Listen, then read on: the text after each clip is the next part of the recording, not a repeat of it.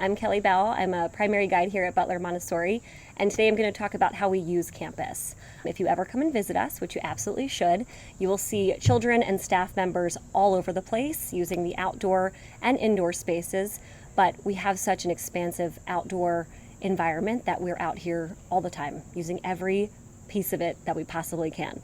For the young children in primary, we use it for exploration, and we do have an outdoor classroom space that we go up to, and the children love it and they ask to go there.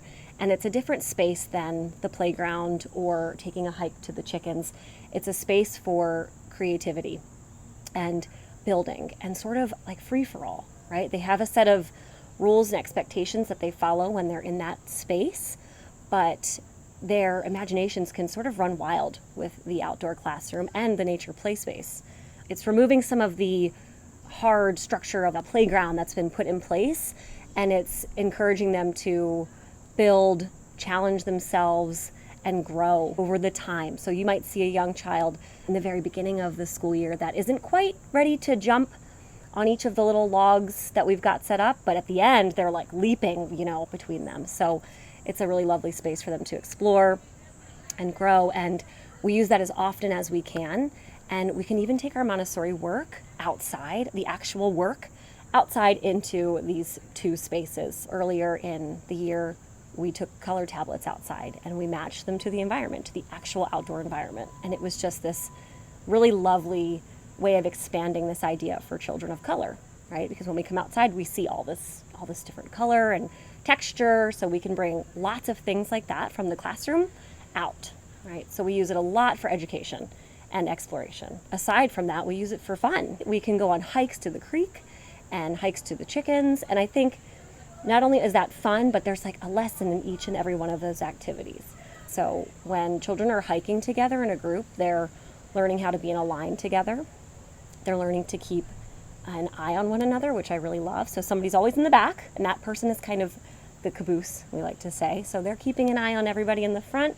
They're keeping up with the group, and they're managing their bodies in a space with other children. And it's more of a challenge for them outside because it's a free space. There's all kinds of room here. But in a line outside, you have to really hold yourself in that place because it's safe. And we talk about that when we come outside. So there's a lesson in there for that. And there's a lesson when we come up to feed the chickens of how we treat the chickens, what do the chickens eat, the noises that they make, the parts of a chicken, right?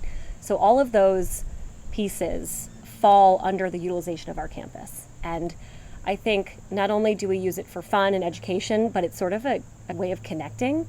I think one of the children's favorite things is to see the intermediates taking care of the farm animals and, see the equestrian team taking care of the horses.